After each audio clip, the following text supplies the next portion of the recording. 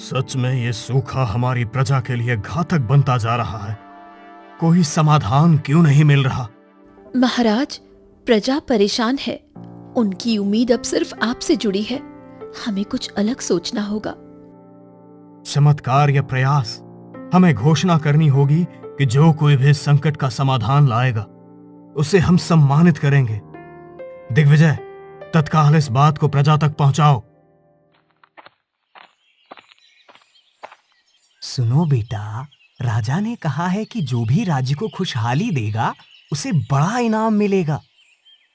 पर पिताजी, हमारे पास ऐसा कुछ नहीं है जो राजा को दें। हम तो खुद परेशान हैं।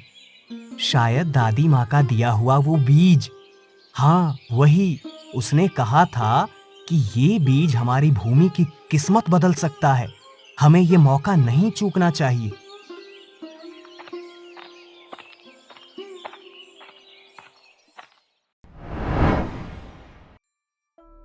महाराज, मेरे पास एक बांस का बीज है। ये सामान्य बीज नहीं है। इसे जहां लगाया जाएगा वहां बारिश होगी और भूमि उपजाऊ बन जाएगी। क्या मजाक है? एक बांस का बीज बारिश कैसे कर सकता है? दिग्विजय, किसान की बातों को हल्के में मत लो। कई बार असंभव चीजें भी सच होती हैं। माधव, अगर तुम्हारा बीज सचमुच ऐसा है तो इसे राज्य के सबसे सूखे इलाके में लगाओ। वहां तुम्हारी परीक्षा होगी। जैसा आप कहेंगे महाराज, मैं कल ही बीज बो दूंगा। पिताजी, ये जगह तो बिल्कुल बंजर है। यहाँ कुछ भी उग नहीं सकता। बेटा, विश्वास सबसे बड़ी ताकत है। अगर ये बीज सचमुच खास है तो देखना, यहाँ हरियाली जरूर आएगी।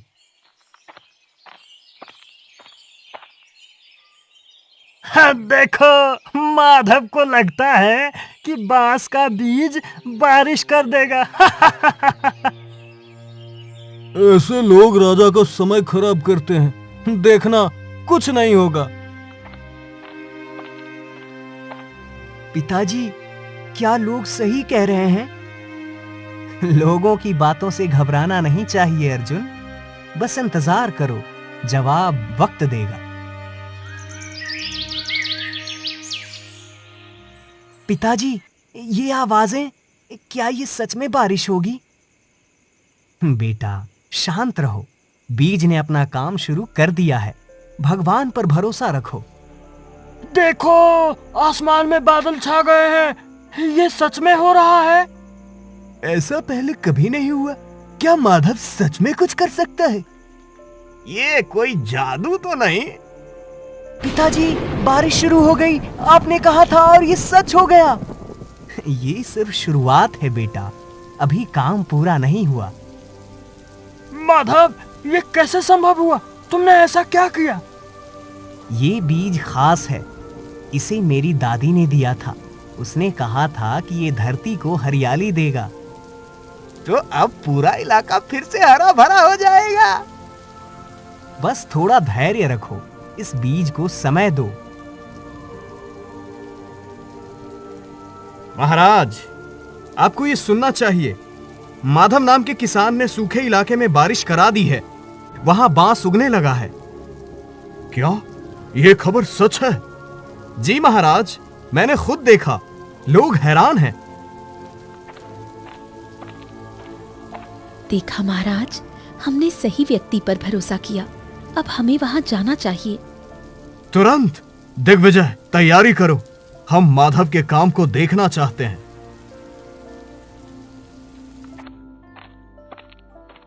माधव, राजा खुद तुम्हारे काम को देखने आ रहे हैं। पिताजी, राजा यहाँ आएंगे? क्या हमें डरना चाहिए? डरने की जरूरत नहीं है बेटा। हमने कुछ गलत नहीं किया। सच हमेशा सर उठाकर चलता है।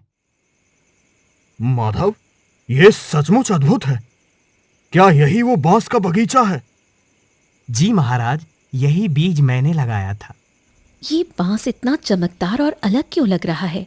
रानी साहिबा, ये साधारण बांस नहीं है। ये धरती को जीवन देने की शक्ति रखता है।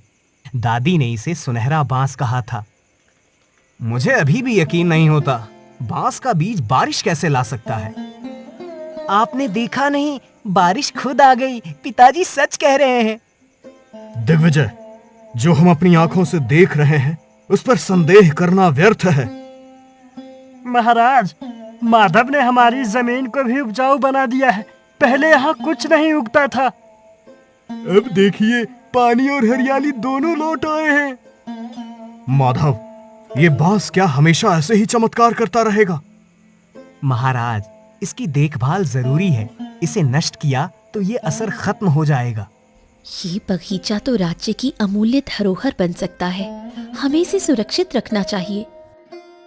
महाराज, कहीं ये बांस किसी जादू टोने का हिस्सा तो नहीं? मंत्री जी, ये प्रकृति का वरदान है। जादू से नहीं, भरोसे और मेहनत से काम हुआ है। माधव, तुम्हारा ये काम अविश्वसनीय है, लेकिन मुझे जानना है, ये बीज तुम्हें मिला कैसे? महाराज, ये मेरी दादी ने दिया था। उन्होंने कहा था कि इसका उपयोग सही समय पर करना।